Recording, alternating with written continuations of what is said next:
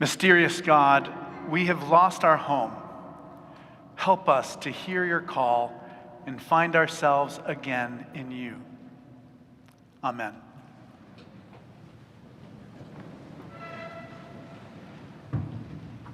In wild places, I have heard the voice of God. From the time before human remembering, there existed an island called by the first people Limu. Every spring, fantastic cumulus clouds race over the orange and yellow flower-covered mountain slopes. The fast-moving streams, canyons, prairies, oak woodlands, cobbled beaches, tide pools, kelp forests, and white, foamy waters teemed with life. Thousands of birds nested on the cliffs among the waterfalls. But something was missing. And so Hutash, the name of the spirit of the earth, planted a new kind of seed. And from these, the ground put forth the first people, and the island was complete.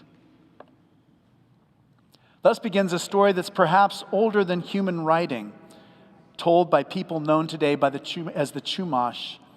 You may know this place, Santa Cruz Island. It is the largest island in California, and it lies in the archipelago across from Ventura and from Santa Barbara. The Rainbow Bridge story goes on. Hutash taught the people how to take care of themselves and how to take care of their island home. And for many years, they thrived and multiplied until Limu became too overcrowded. And then Kakanapma, the mystery behind the sun, conferred with Hutash, and they agreed that the people needed a bigger place. And so they gathered all the human beings on the top of the highest mountain and caused a rainbow to stretch over the sea to a broader land. Some of the people easily crossed over, but others became distracted and dizzied by the waters far below them. They fell from the Rainbow Bridge into the ocean waters, and they were transformed into dolphins. In wild places, I have heard the voice of God. Now, when dolphins join me and when I'm surfing at Ocean Beach, I can't tell you how much joy it evokes. There is almost nothing better than that in the world, because you feel kind of connection with the dolphins. There's something that's familiar about them and something that's just wildly, jubilantly different. But this story does not just concern the deep connection between dolphins and human beings. Some believe that it's actually a story about sea level changes that are part of the geologic record. At the end of the last ice age, when the sea level was about 400 feet lower, the 4 Channel Islands were all joined together. And as the seas rose, the populations of those 4 separate islands could not support so many people. And so people had to move to the mainland. Rosanna Xia tells this story in her book, California Against the Sea, because she hopes that we will see the massive rise in sea level as an opportunity for human beings to mend their relation with the ocean and with the earth. During the last 100 years, the sea has risen by about 9 inches. Before the end of our century, in the lifetime of the children who sit right here before us, the sea level will rise by 6 to 7 feet. Human beings have caused a catastrophic change in the composition of our atmosphere. Almost a third of the carbon dioxide released by human beings since the Industrial Revolution, and more than 90% of the resulting heat have been absorbed by our oceans. Carbon dioxide mixing with ocean water causes a chemical reaction that increases the acidity of the seas and makes life there far more complicated. The seas are absorbing the heat equivalent of 7 Hiroshima bombs detonating every second. We are the first generation to experience the effects of climate change, and we are the last generation who can make a substantially different course possible. We know this, but don't really comprehend it. It's so hard to continuously be conscious of such a danger and of such a grave responsibility. Now, in the face of this situation in our lives, Jesus gives us very good news. During the last weeks of Easter, our readings show us how to live in intimacy with God. And today's gospel comes from the last meal that Jesus shares with his friends before being killed. Imagine the tangible fear in that room as he prepares them for his departure from this world. It must have been like a last meal at San Quentin prison before a prisoner is executed. And so Thomas says to him, "How can we know the way?" And Jesus responds with the last of 7 I am statements that he uses throughout the Gospel of John. Earlier in the Gospel of John, Jesus says, "I am the bread of life, the light of the world, the door, the good shepherd." And today, he tells them, "I am the true vine, and my Father is the vine grower." Jesus says, "Abide in me as I abide in you." And he uses the image of this vine to prepare his friends for his death. He says, "I am the vine, and you are the branches." He says, it's almost as if he's reassuring them, death will not separate us. I will not be leaving you. We will become even more intimately connected. Do not be afraid. And Jesus goes on, he says, "You will see the evidence of our connection. Look at your life and the lives of those around you here. You see the richness of this fruit that they are bearing." Now, when Jesus says this, I do not read this as a threat. It's not as if he's saying, "Stay with me or you'll wither and die." Instead, it is a promise that we do not need to worry, that we are in this together. Jesus is saying our companionship will be even closer than we can imagine, that we walk side by side with Jesus at one point, and then soon Jesus will abide even more closely in us. Now, there are examples of this all through the Bible. It's an extraordinary thing. In the book of Genesis, God breathes breath into human beings, like the breath sustains human life. And in the Galatians, Paul's letter to the Galatians, Paul writes, "It is no longer I who live, but it is Christ who lives in me." And in the book of Acts describes God as the one in whom we live and move and have our being. So one might say that this is the culmination of Jesus' teaching.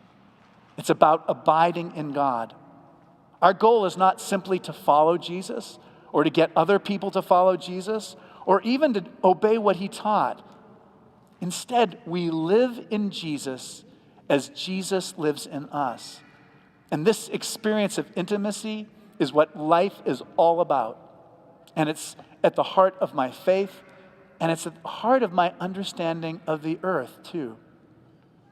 In wild places, I have heard the voice of God. Now, as a student of religion, I've carefully studied the connection between the Spirit of God and the natural world. And many of us in this room have had an experience of transcendence in nature, a sense of the richness of the cosmos, a sense of our connection with all being. And these encounters, they show us that our picture of God is too small. When we begin to glimpse how interrelated life is, we cannot go back to pretending that one individual or one group or one nation or one species can thrive all on its own. Religion then stops being a form of tribalism, and it becomes an opening in our hearts to wonder, to gratitude, and to love. So let me talk about 2 people whose lives were especially changed in this way by meeting God in nature. The first is Ralph Waldo Emerson. When he was a young man, he was in charge of the Second Church of Boston.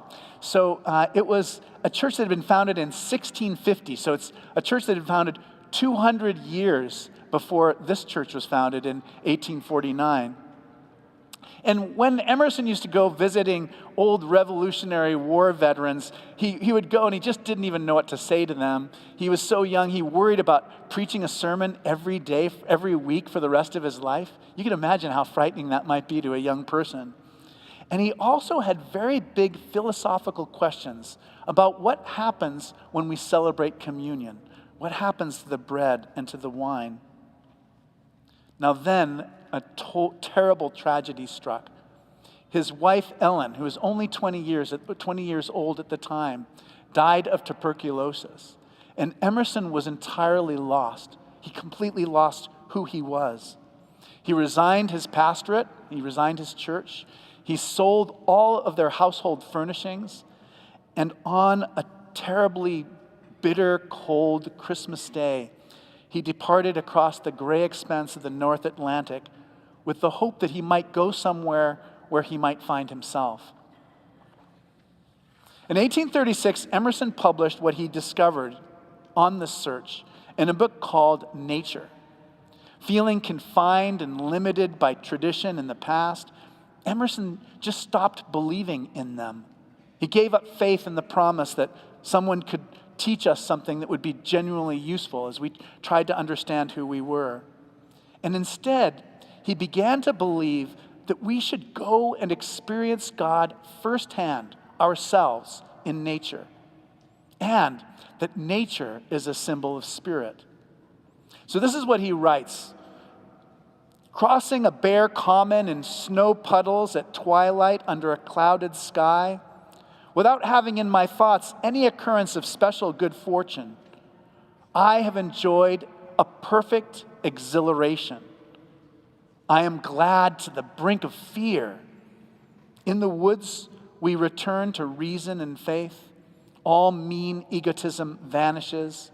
The currents of universal being circulate through me. I am part or parcel of God. Later he writes, behind nature, throughout nature, spirit is present. The supreme being does not build up nature around us, but puts it forth through us, as the leaves of the tree put forth new branches and leaves through the pores of the old. Now, Emerson at that time was beginning to become friends with a young man named Henry David Thoreau, and he encouraged Thoreau to start writing a journal and to be a writer himself. And when Thoreau was looking for a place to build his cabin, Emerson said, hey, you can build your cabin on my woods, on the shores of Walden Pond. And then, generations and generations later, in 1975, a 29-year-old woman who had just written her master's thesis on Henry David Thoreau won the Pulitzer Prize for Literature on a book that she wrote recording her own encounter with nature and spirit. Her name was Annie Dillard, and the book is her memoir of living by a creek in Virginia in the Blue Ridge Mountains, and the book is called Pilgrim at Tinker Creek. Now, the difference between Annie Dillard and Ralph Waldo Emerson is that Annie Dillard saw all the terrifying things in nature. The vastness of the universe and the void is more clear to us today. And she saw the terrible ways that animals preyed on one another and the frighteningness of seeing like swarms of insects, and of an insect that in particular injects poison into its prey and then liquefies it and eats it. Quoting Pascal and Einstein, Annie Dillard wonders if our modern understanding of God has spread as our vision and understanding of the universe have spread to a fabric of spirit and sense so grand and subtle, so powerful in a new way that we can only blindly feel their hem.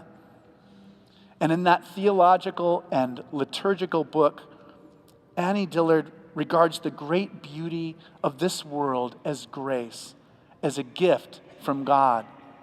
And at the end, this is what she writes. Do you think you will keep your life or anything else you love? But no. And yet you see the needs of your own spirit met whenever you have asked. You see the creatures die, and you know that you will one day die. And one day it occurs to you that you must not need life. I think The dying pray at the last, not please, but thank you, as a guest thanks his host at the door. Divinity is not playful.